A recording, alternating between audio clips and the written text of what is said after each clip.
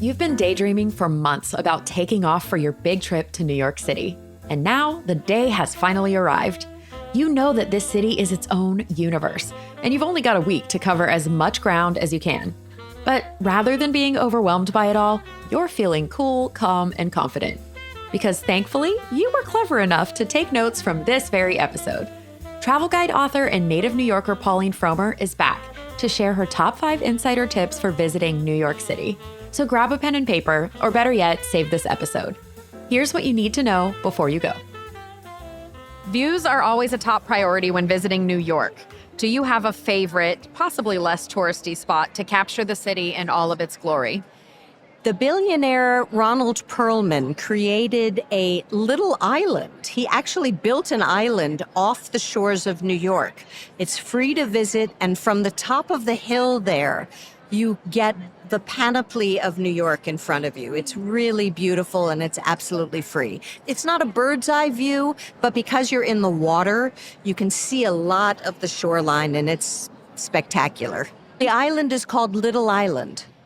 What is your favorite, quintessentially New York food that visitors must eat, and where's the best place to get it? You got to have a good bagel when you're in the city. Right near me, there's a place called Bagel Bob's that nobody knows about. They have really good bagels. I love a good bagel. Yeah, and do you get yours with cream cheese? You got to get a schmear, which is just enough cream cheese. And if I'm really celebrating, I might get some smoked salmon on top. Yum. What's an underrated New York experience that you think more people should seek out?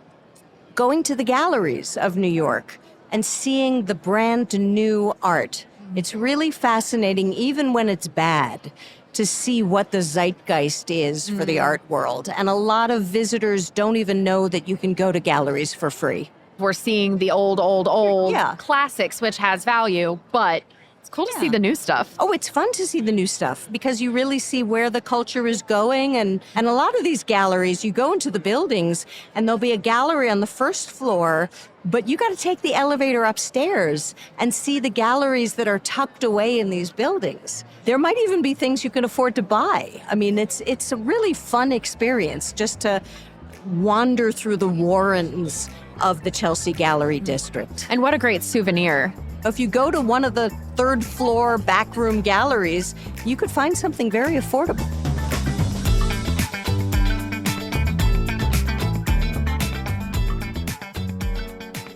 What is your favorite New York neighborhood that definitely deserves a day trip? Well, I'm lucky enough to live in Greenwich Village, so I guess I have to say Greenwich Village. It's what you hope New York will be. It's where the girls from Sex and the City would hang out. It's all of the cute little streets with the brownstones, and you're almost inevitably going to see a star. There's a lot of celebrities live in the village, and there are very cute cafes and lots of sites of history. I actually have a walking tour in my book of Greenwich Village because so many wacky things happened here, like the telegraph was invented in Greenwich Village, and you'll see the place where the Triangle Shirtwaist Factory fire happened. That was a tragic event in the early 20th century where women were locked into a factory and had to jump to their deaths when a fire took over the building, and it started the labor movement in the United States. You'll see that in the village. So history and cute places to have coffee, and I think it's a great area to hang. What should people eat in Greenwich Village? There's a cute place called Emmy, not Emmy Squared, but just Emmy's. And I hate to say this, but they have really good Detroit-style pizza and excellent burgers. And it's just so cute and Greenwich Village-y, the whole restaurant. That's where I'd send you to eat. You get the whole vibe. You get the whole vibe, even though it's Detroit style. What is something special about New York City that a lot of people don't know? That it's friendly.